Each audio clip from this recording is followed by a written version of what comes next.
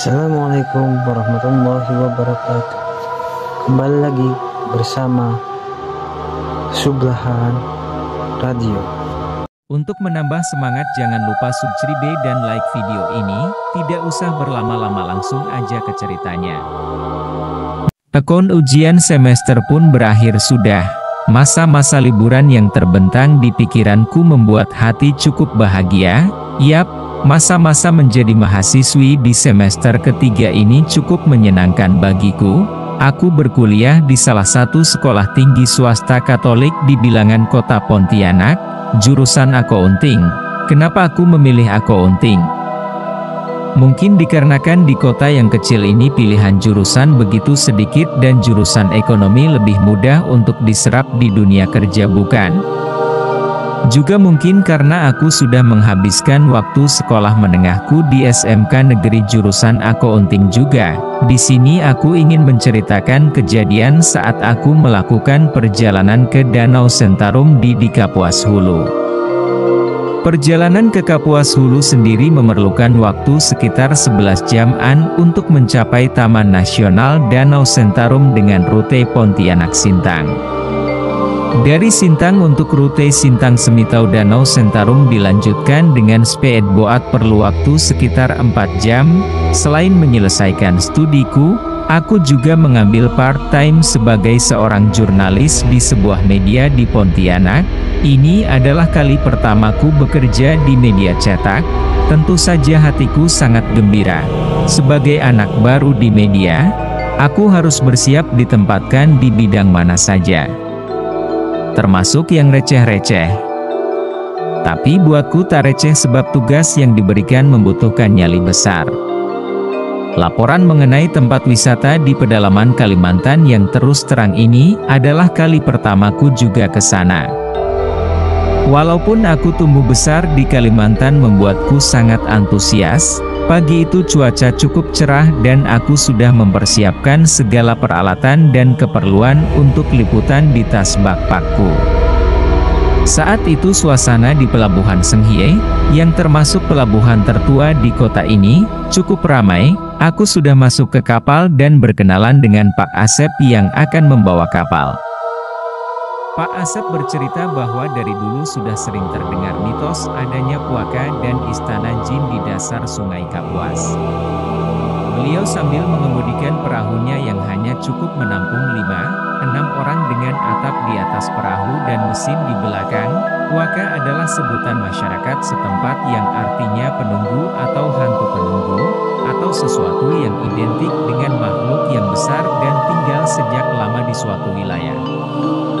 Terus terang dahulu pada waktu kecil keluarga kami tinggal di pinggiran Sungai Kapuas, tepatnya di kota Sanggau. Masih teringat waktu aku kecil, untuk setiap kegiatan MCK selalu kami lakukan di kampus yang terapung di pinggiran sungai, dan kegiatan favoritku sewaktu kecil adalah berenang. Setiap mandi sore aku selalu menghabiskan waktu di sungai di pinggir rumah kami. Sungai Kapuas sendiri adalah sungai yang sangat lebar, hingga dapat mencapai 600 meter dan dengan kedalaman hingga bisa 15 meter. Sambil bercerita kami menyusuri sungai yang terlihat tenang namun sebenarnya lumayan deras dan menghanyutkan. Waktu itu hari sangat cerah, langit terlihat biru dan cuaca yang tidak terlalu panas. Aku pun bernostalgia dan mengenang masa kecilku dalam lautanku dan sambil mendengarkan cerita Pak Asep. Di tengah sungai, aku melihat anak-anak yang dengan riangnya menikmati pemandangan sambil menghanyut oleh aliran sungai.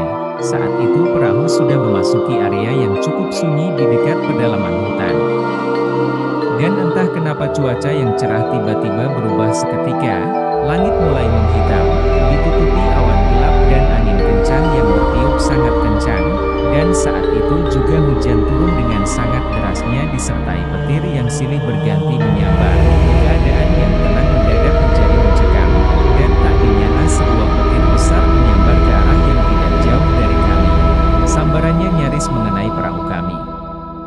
Dan Pak Asep yang begitu pengalaman menyisiri sungai pun terlihat sedikit panik. Tak ayal lagi beliau pun memberikan pelampung kepadaku yang sudah terlihat basah dan berantakan karena terpaan hujan yang melewati atap perahu karena juga sama ketakutan, perahu terombang-ambing berusaha menuju tepi sungai. Anehnya, ketika kami sudah sampai di tepi sungai, hujan pun mendadak berhenti, dan tiba-tiba langit hitam yang tadinya ada sedikit demi sedikit terhapus dan pergi. Kejadian yang mendadak dan mengherankan ini membuat Pak Asep dan rombongan kami terpaksa menepi dan kami menyisiri tepian sungai untuk ke desa terdekat dan menumpang menginap, dan baru melanjutkan perjalanan keesokan harinya. Besoknya seperti biasa kami berkumpul lagi. Kali ini jumlah penumpang bertambah banyak, ada 10 orang. Sepertinya orang desa tersebut memaksakan supaya bisa ikut Pak Asep ke hulu juga untuk mengurus logistik dan perbekalan.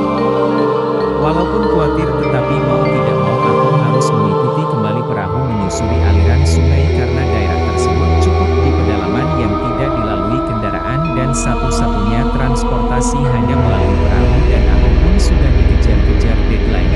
Cuaca mulai kelihatan gelap kembali, dan perahu cukup rata dengan sungai karena penumpang yang berlebihan.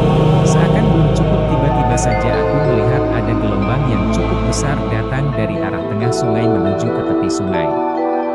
Gelombang tersebut seperti akibat speedboat yang lewat. Ketika gelombang yang datang dari jauh itu mendekat, ternyata gelombang tersebut lebih tinggi dari yang kami bayangkan, dan besarnya seperti ombak laut. Sekitar 1 meter sekian. Kami pun semuanya terpelanting dan terbawa oleh gelombang yang besar itu. Hujan sudah mulai turun dan langit begitu gelapnya, tersedak dan mengapai-gapai di tengah teruknya sungai dan dinginnya air. Tiba-tiba kurasakan seperti ada papan yang mengapung. Wendy, sepengetahuanku di sini adalah hulu tempat sarang buaya. Dengan panik aku berenang dan mengapai-gapai perahu yang sudah terbalik. Tiba-tiba aku tenggelam, seakan ditarik oleh sesuatu yang tidak kelihatan, entah benar entah tidak, menurut cerita yang masih belum diketahui kebenarannya. Dikatakan bahwa Sungai Kapuas yang membentang di kota Sanggau Kapuas memiliki kerajaan di alam tidak kasat mata. Selain itu ada pula Puaka, makhluk tidak kasat mata, yang menjaga sungai tersebut. Diceritakan bahwa ada seekor ular besar yang melintang di dasar Sungai Kapuas di mana ekornya tepat di muara Sungai Sekayam dan kepalanya ada di daerah Pancur Aji. Daerah Pancur Aji ini terletak di tikungan Sungai Kapuas. Apabila air pasang maka akan ada pusaran besar di tikungan tersebut. Dikatakan bahwa apabila ada gelombang mendatar dan mengarah hanya ke sebelah tepi sungai, artinya ada sebuah benda atau makhluk panjang yang membebaskan tubuhnya secara satu arah sehingga membentuk gelombang aneh itu.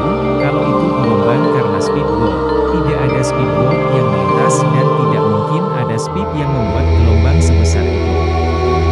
Dan mengapa hanya satu arah? Seharusnya gelombang yang berasal dari tengah sungai akan mengarah dari sisi tepi kiri dan tepi kanan sungai. Aku terbangun, dan samar aku menggapai ranting di pinggir sungai. Dengan sisa-sisa kekuatanku aku berusaha untuk bangkit dan berjalan dalam hutan di tepian sungai tersebut untuk mencari pertolongan.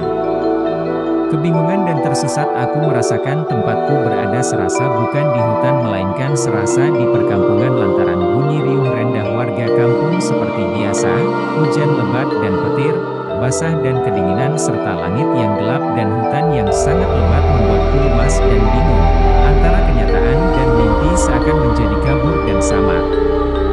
Suaranya terdengar seperti suara warga menoreh getah, senda gurau anak kecil, hingga warga